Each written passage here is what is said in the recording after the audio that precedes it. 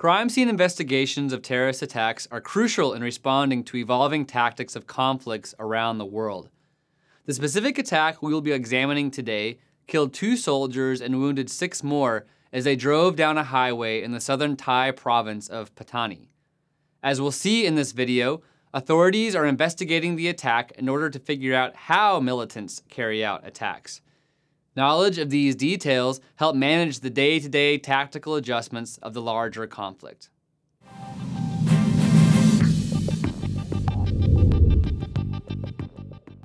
Authorities estimate that approximately 10 kilograms of explosives concealed on a motorcycle detonated as a truck carrying soldiers passed by it on a highway in southern Thailand May 1st.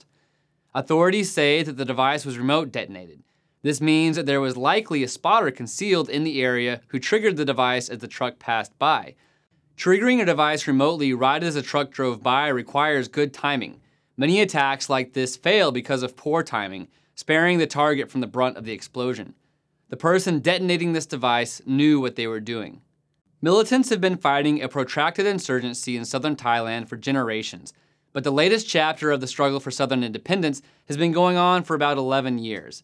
As in many conflicts, militants in southern Thailand frequently target security personnel in armed assaults, as well as by using improvised explosive devices. It appears that the soldiers were riding in the bed of the truck when the device detonated. This would have made them more vulnerable to attack. You can see other more traditional troop transporters on the road that set soldiers higher up off the ground, putting more distance between them and any devices on the road. The uncovered truck may have been specifically targeted because of its greater vulnerability. Upon further examination, you can see pockmarks where debris from the explosion hit the truck. The tires are also deflated, showing that the shrapnel punctured the tires too.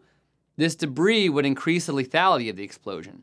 In many attacks like this, militants will pack nuts, bolts, or even ball bearings around the device to make sure the explosion projects a large number of shrapnel, increasing the deadliness of the device. Finally, let's look at the motorcycle the attackers used to stage the attack. We can see that it's mostly intact. The rear end is mangled, indicating that's where the device was concealed, but the fact that the motorcycle is still discernible shows that it wasn't a very large bomb. Probably smaller than the 10 kilograms that authorities estimated, as that much explosives would have likely done more damage to the motorcycle. This is an example of how a little bit of explosives can go a long way when deployed effectively.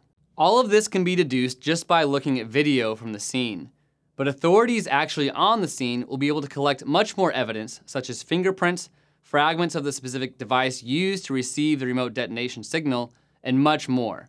The more authorities know about how the attack was conducted, the more they will be able to prevent successful attacks in the future.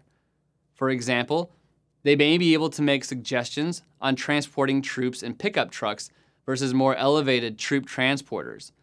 A deliberate analysis of an attack scene can yield evidence that won't necessarily solve a long-standing conflict between militants and governments, but it can help operators on the ground develop counter tactics to deal with the day-to-day threats that they encounter.